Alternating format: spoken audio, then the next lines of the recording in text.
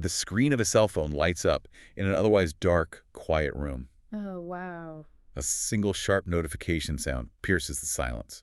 And just like that, the chilling finality of a 13-year Hollywood marriage is severed by a ruthless 9-word text message. Just brutal. The cameras flashed, the reality TV crews kept rolling, and a very public spectacle was born. For 14 years, the recipient of that message stayed mostly quiet about the exact words used. But now the silence is broken. It really is. Welcome to Starscope Report. Join Jordan and Jamie as they uncover Hollywood drama, music industry shakeups, and viral influencer scandals. From red carpet surprises to social media controversies, we dive deep into the stories behind the fame. It's wild how one tiny digital footprint can hold so much weight for over a decade. We're stepping right into the epicenter of a massive pop culture tremor today. We really are. We've got a stack of fascinating sources in front of us for you to unpack this. We're talking bombshell podcast interviews from reality TNN stars, deep dive legal breakdowns from a San Diego family law firm, and, some archive media gold from Archamax and Celebici. A really solid mix of perspectives. Yeah. So our mission today, we're diving into the explosive revelation of the exact text message Kelsey Grammer sent to Camille Grammer to end their marriage. And we're going to unpack how that single message ignited a $120 million legal war. Which is just a staggering amount of money. Right. Plus a complete reality TV circus and a 14-year feud that is still burning today. Which is such a rich territory to explore because this isn't just about celebrity gossip. When you really analyze the timeline and the tactics used here, it forces you to look at the mechanics of fame. Oh, definitely. And the incredibly complex legal loopholes designed for the ultra-wealthy. Not to mention what actually happens when a private emotional collapse is commodified into public entertainment. Let's start with the foundation, because the impact of this text message makes zero sense unless you understand what it was actually destroying. Right, the stakes. Exactly. Yeah. Kelsey and Camille were married for 13 years.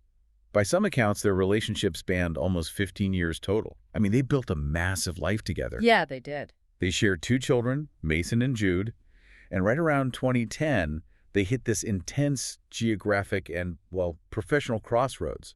Right, so Kelsey heads to New York to star in a Broadway revival, which is notoriously grueling, all-consuming work. Oh, for sure. Broadway is no joke. Meanwhile, Camille stays behind in California, but she isn't just staying home, right? She is stepping into the spotlight herself to join the inaugural season of The Real Housewives of Beverly Hills. Which is a massive deal. It really is. It's a recipe for severe structural strain on any partnership. And it broke that structure completely. According to the recent coverage from InStars and Reality T, Camille appeared on the Humble Brag podcast with Cynthia Bailey and Crystal Kung Minkoff, and she finally revealed the exact message she received back then. I still can't believe she kept it quiet for so long. I know. She had reached out asking him if he felt any remorse about how things were ending. His text back was just 9 words. I feel no remorse for what I am doing. Man, just letting the sheer absolute coldness of that sink in is staggering. I feel no remorse for what I am doing. It's freezing. When we look at the psychology of a high-profile breakup, or really any long-term breakup, there's typically an attempt at softening the blow. There is usually a buffer of guilt or at least, performance of sympathy. He was pushing it. Exactly. So a text message is already a remarkably distant, almost cowardly medium to end a marriage. But that specific phrasing is what's truly clinical. It is a complete emotional shutoff valve. I am stuck on the logistics of how someone even presses send on a message like that, given their specific dynamic. Because Camille wasn't just a Hollywood wife showing up to red carpets. No, she was deeply involved. Yeah, according to her own accounts and widely corroborated industry stories, she was practically the chief operating officer of his life. That's a great way to put it. She was deeply in love with him, but practically speaking, she was his career go-between. If his agents, his lawyers, or studio heads couldn't get a hold of him, and apparently he was notoriously difficult to reach, they called Camille. She was literally the human infrastructure keeping his professional and personal life running. And she was the one holding his hand through highly publicized battles with sobriety. She was his anchor. It's like pulling the emergency brake on a speeding train, jumping out the window, and leaving the conductor to deal with the crash. That is exactly what it feels like. To receive a 9-word text completely dismissing a decade of management and emotional labor is hard to wrap your head right around. Plus, look at the environment she was in while processing this. She is literally mic'd up and filming reality television. Which is the ultimate psychological pressure cooker. It really is. If we connect this to the broader mechanics of reality television, shows like The Real Housewives act as an accelerant for whatever microfractures already exist in a relationship. Oh, 100%. The format requires you, both contractually and creatively, to be hyper-present. You have to host lavish dinners, attend parties, engage in petty conflicts, and above all, project an image of extreme wealth and marital stability. Which is exhausting even on a good day. Right. Camille described the sensation of that time as feeling like she was thrown in the middle of the ocean without a life raft, struggling to breathe while the cameras captured every gasp. And we all know exactly where that culminated.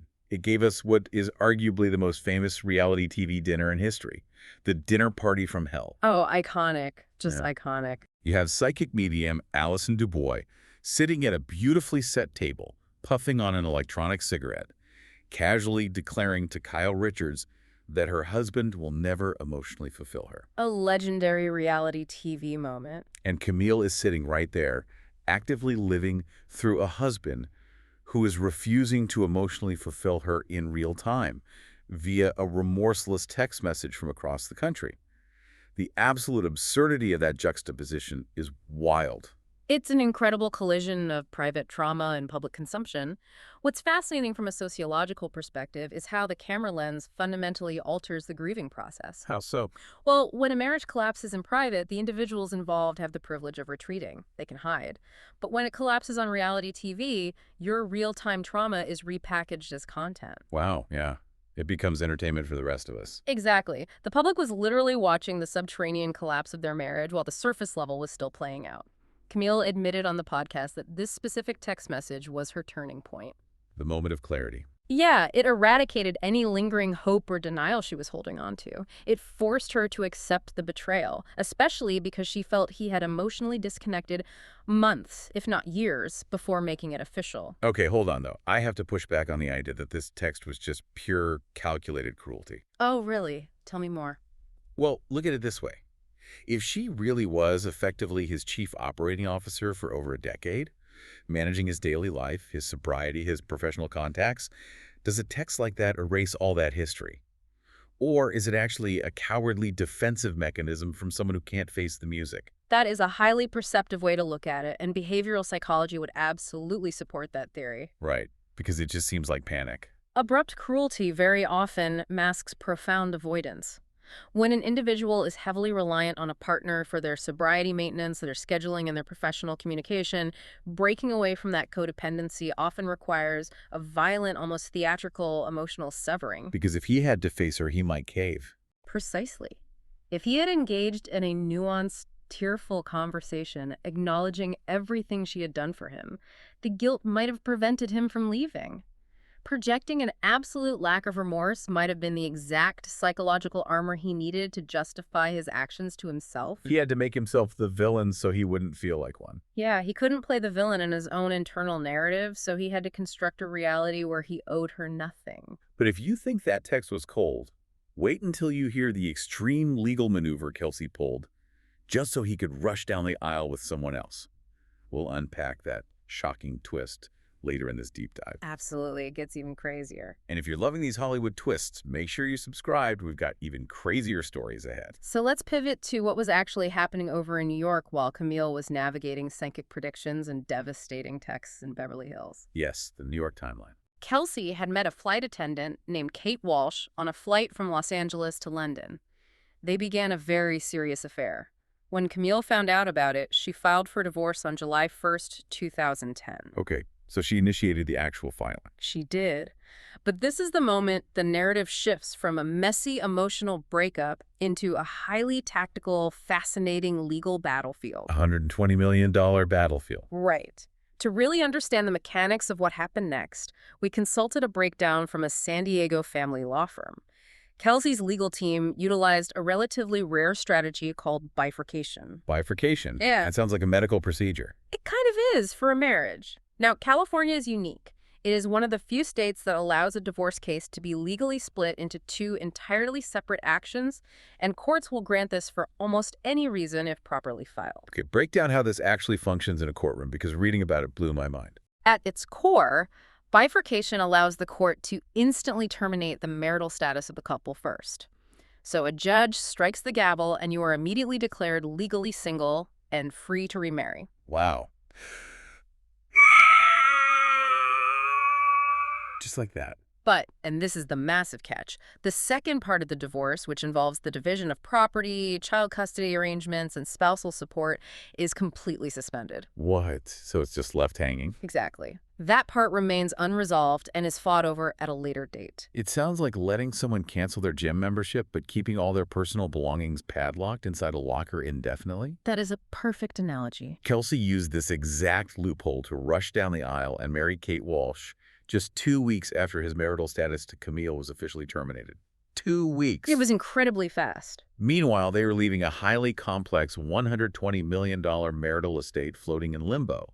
And because they famously did not have a prenuptial agreement, Camille was reportedly demanding a $50 million settlement. Which, you have to look at why a law like this even exists.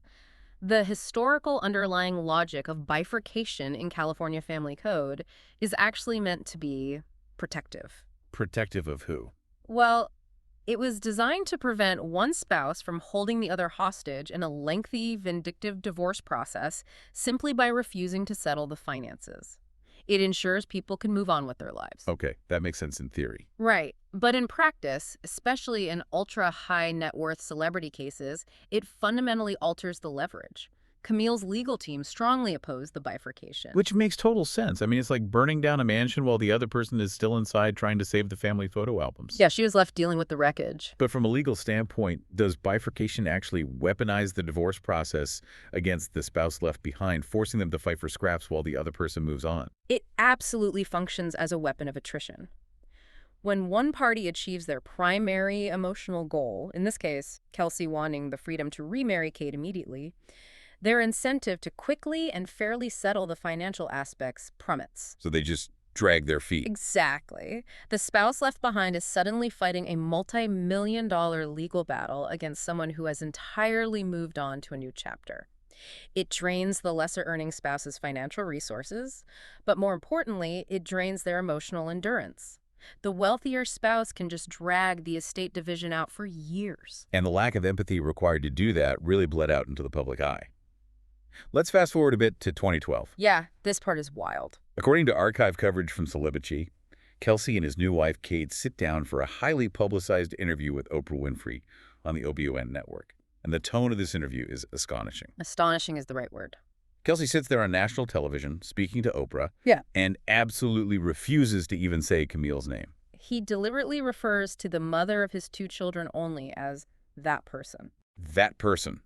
He went on to call their 13-year marriage a sentence, comparing it to serving time in prison, and claimed it was fundamentally over as soon as it began.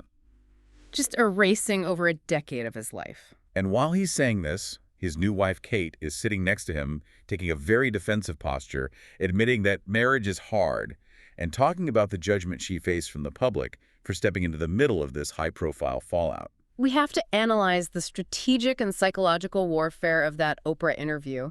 Going on the OBON network was a calculated PR move. It offered a controlled, historically sympathetic environment to launder his public image. Oh, absolutely. Oprah is the holy grail for a PR reset.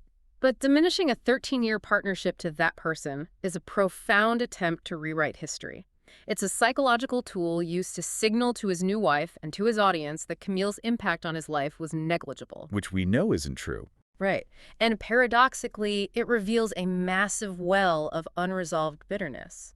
If a marriage truly meant nothing, a person wouldn't need to expend so much active energy erasing their ex's name from their vocabulary. True indifference doesn't require performance. And that bitterness hasn't thawed.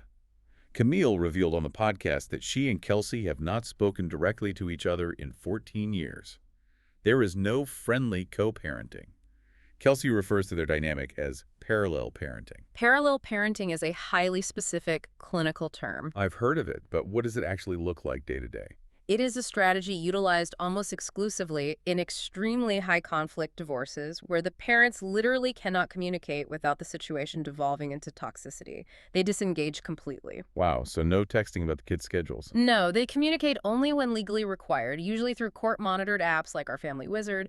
There are zero face-to-face handoffs of the children, and they run their respective households with entirely separate sets of rules. That sounds exhausting, but I guess it works. It is functional, and it protects the children from active conflict, but it requires the construction of a permanent, impenetrable wall.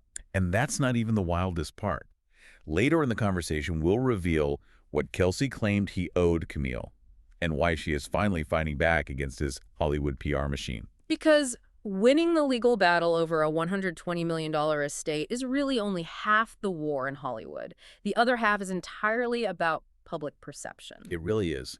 The tension didn't magically dissipate when the custody and financial settlements were finally finalized in 2012. Yeah. The bad blood just went subterranean. Just went underground. Yeah. Fast forward to 2019, Kelsey publicly called Camille pathetic in an interview. And he made this explosive claim that she actually asked him for a divorce on the very day of his mother's funeral. Which is a huge accusation. Huge. And Camille vehemently, intensely denied that, calling it a complete fabrication. But this dispute highlights a really insidious aspect of celebrity breakups, the invisible PR machine. Drawing from the Archemax and Reality T sources, we get a fascinating look behind the curtain. Camille detailed how she felt like she was under constant, suffocating attack, not just from Kelsey directly, but from his entire professional ecosystem. The machine was coming for her.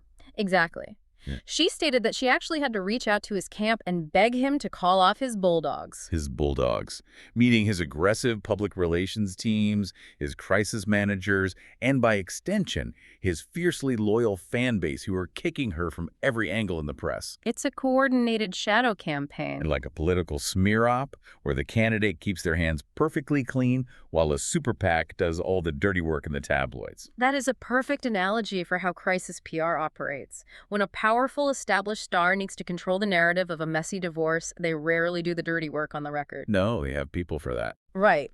Publicists utilize access journalism trading, exclusive access to their client, in exchange for favorable framing.